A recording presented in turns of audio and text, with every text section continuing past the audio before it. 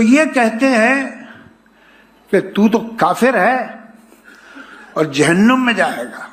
अब अगर मेरे पास सिर्फ चॉइस पाकिस्तान और जहन्नुम यानी नरक की है तो मैं नरक ही जाना पसंद करूंगा, अगर यही बस चॉइस है।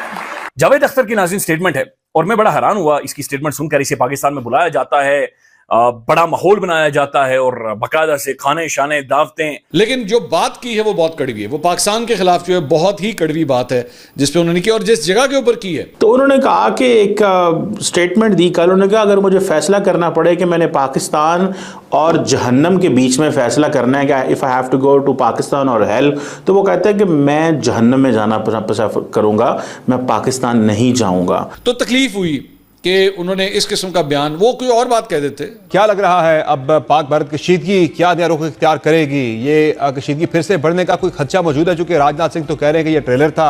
जावेद अख्तर साहब हमारे लिए बड़े मोतरफ हैं, लेकिन उन्होंने जो ये बात की तो लोगों को पाकिस्तान में बड़ी तकलीफ हुई है। तो मैंने भी सोचा, इंडिया के प्राइम मिनिस्टर मोदी साहब कह रहे हैं कि बात होगी तो POK पे होगी, और जो उनके डिफेंस मिनिस्टर हैं राजनाथ सिंह साहब वो कहते हैं जी कि अभी तो ट्रेलर चला है और पिक्चर अभी बाकी है। जय हिंद दोस्तों, जावेद अख्तर साहब ने जिस तरह से पाकिस्तान को करारा तमाचा मारा है, इससे पूरा पाकिस्तान सख्ते में है। दरअसल उनको हमेशा पाकिस्तान में जलसे में बुलाया जाता था और उन्होंने कल ही एक स्टेटमेंट में कह दिया कि अगर तुम्हें पाकिस्तान या फिर जहन्नुम जाने का मौका मिले तो कहाँ जाएंगे। तो उन्होंने कहा कि हम तो जहन्नुम जाना पसंद करेंगे।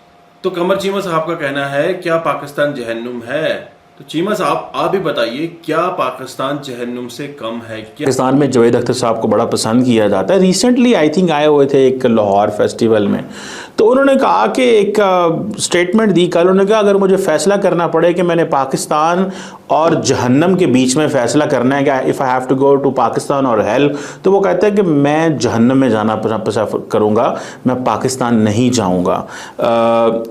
ये बड़ी सख्त स्टेटमेंट है। और जावेद अख्तर साहब अपने आप को एथिस्ट कहते हैं, कि वो कहते हैं कि मैं खुदा पे यकीन नहीं रखता।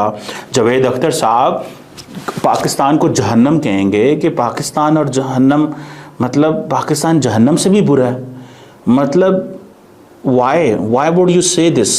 क्यों आप कहेंगे आप ऐसे? यहाँ पे क्या है? क्या इसमें यहाँ पे लिंचिंग होती है, यहाँ पे मॉब है, यहाँ पे यस, मैंने तो कल भी कहा था कि वो जो एक डॉक्टर को सरगोदा में मार दिया गया था because of his religious identity, मैंने तो उसको कंडेम किया था। And there are people who can kill people in other world as well.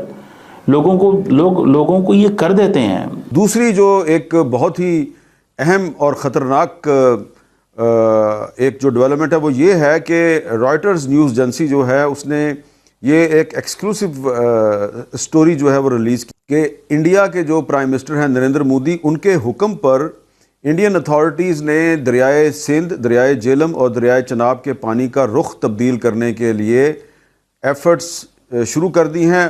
Plan बना लिया है, उसको इम्प्लीमेंट किया जाएगा। और आप समर साहब ज़रा इस पर गौर करें कि एक तरफ सीज़ फायर है और दूसरी तरफ इंडिया जो है वो पाकिस्तान का पानी बंद करने के मंसूबे बना रहा है, बल्कि कोशिश कर रहा है कि पानी बंद कर दिया जाए। और पाकिस्तान की हुकूमत का मौक़िफ़ ये है कि अगर हमारा पानी बंद हुआ तो ये एक्ट ऑफ वार होगा, यानी कि हम इसे एक इक़दाम जंग के तौर पे समझेंगे। तो इसका मतलब ये है कि पाकिस्तान का पानी बंद करने की कोशिश और पानी बंद करने की धमकी देना, ये भी एक्ट ऑफ वॉर है। और इंडिया ये जो वाटर बॉम्ब है इसको इस्तेमाल करके सीज़ फायर की। Hoe werkt treden? Wat je hier ziet is prijs. Dat is de prijs van een aandeel. खिलाफ वर्जी कर रहा है, इसलिए मैं ये समझता हूँ बॉम्ब है इसको इस्तेमाल करके सीज़ फायर की खिलाफ वर्जी कर रहा है। इसलिए मैं ये समझता हूँ कि बहुत सी वजूहात हो सकती हैं कि पाकिस्तान ने जो ट्रंप ने सीज़ फायर का ऐलान किया तो पाकिस्तान ने उसको वेलकम किया, पाकिस्तान ने शुक्रिया अदा किया ट्रंप का। लेकिन हिंदुस्तान ने ना सिर्फ उसकी तरदीद करने की कोशिश की बल्कि वो अभी तक सीज़ फायर की खिलाफ वर्जी कर रहा है। और बरतानिया के वज़ीर ख़ारजा का दौरा पाकिस्तान और दौरा इंडिया, इससे मुझे लगता है कि सीज़ फायर को ख़तरात दरपेश हैं, पाकिस्तान को होशियार रहना चाहिए। Let's get back to India again. India में मुसलमानों की जो आबादी है वो मुसलसल बढ़ रही है। बीजेपी की सरकार वहाँ पर मौजूद जो हिंदू हैं मुसलसल उनमें फीड कर रही। जो इस टाइम भारत है या इंडिया है या वहाँ पे रहने वाले जो हिंदू लोग हैं वो ना सिर्फ मुसलमानों के खिलाफ है जो उनके अपने मुल्क में रहते हैं, वहां पे रहने वाले जो एक्टर्स हैं उन तक की लाइफ को थ्रेट है। उन तक से कहा जाता है कि आप मंदिर में जाएं और माथा टेकें। उन एक्टर्स को स्टार्स किसने बनाया? उन्हीं इंडियन लोग, हिंदू लोगों ने बनाया ना। उन तक को कहा जाता है कि आप मंदिर में जाएं और माथा टेकें। किसने किया है? शाहरुख खान मतलब की ये एक कि झलक, शाहरुख अगर खान उनको की एक स्टार झलक बनाया देखने के लिए, तो अब शाहरुख खान उनकी की एक झलक RSS देखने के लिए, सलमान खान की एक झलक देखने के लिए नहीं, अब पूरा उनकी मुंबई उमड़ आता है ना। उनकी जान भी ले सकती है।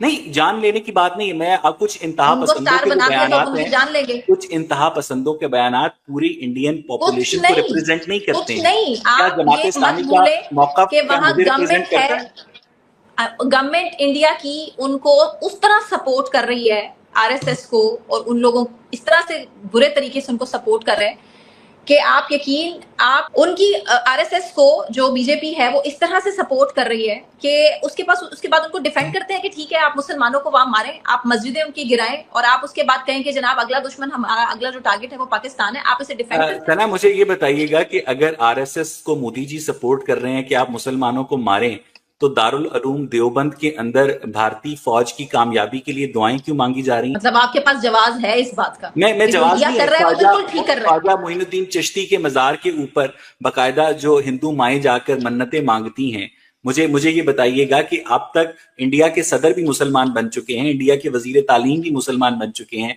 इंडिया के हर शोबे के अंदर मुसलमान आ गए हैं। क्या आप इमेजिन कर सकती हैं कि पाकिस्तान का सदर, और आपको एक सच्ची बात बताता हूं, मैं जब न्यूयो पे खबरें पढ़ता था तो मुझे एक बात सुन लीजिए, आपको मजा आएगा, आपको मजा आएगा कि जब मैं खबरें पढ़ता था तो मेरे पास खबर आई प्रॉम्प्टर के ऊपर कि पाकिस्तान आर्मी का एक हिंदू सिपाही जो है वो शहीद हो गया। मैंने पढ़ दिया तो नीचे से वो आपके एक वो जो रन डाउन साहब बैठे होते हैं, ओए हिंदू शहीद नहीं होता, इसको फौरन हलाक कर।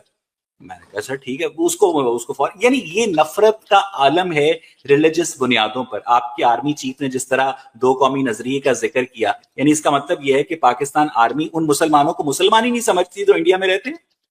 नहीं, आप ओवरसीज कन्वेंशन में होने वाली तकरीर को पता नहीं क्यों इतना एग्जैजरेट कर रहे हैं। ओवरसीज कन्वेंशन के अंदर आर्मी चीफ का काम क्या था? दोस्तों, पहलगाम हमले के बाद जब भारत ने पाकिस्तान पर प्रिसीजन स्ट्राइक किया, इसके बाद पूरे भारतवासी एक होते दिखे हैं। पूरे भारत ने एक ही सुर में पाकिस्तान को खत्म करने का राग अलापा है, और ऑपरेशन सिंदूर के बीच में ही सीज फायर होने की वजह से, बोले तो हमारी तरफ से स्टॉपेज होने की वजह से वॉर की, सारे दुखी थे। लेकिन सब्र कीजिए, हालांकि अगर आप थोड़े दिन इंतजार और कर सकते हैं तो आपको बहुत अच्छी खबर मिल सकती है। जिस तरह से भारत की नेवी आर्मी कह रही है कि अब तो रण होगा, दोनों फ्रंट पे, तीनों फ्रंट पे कहां रण होगा किसी को नहीं पता।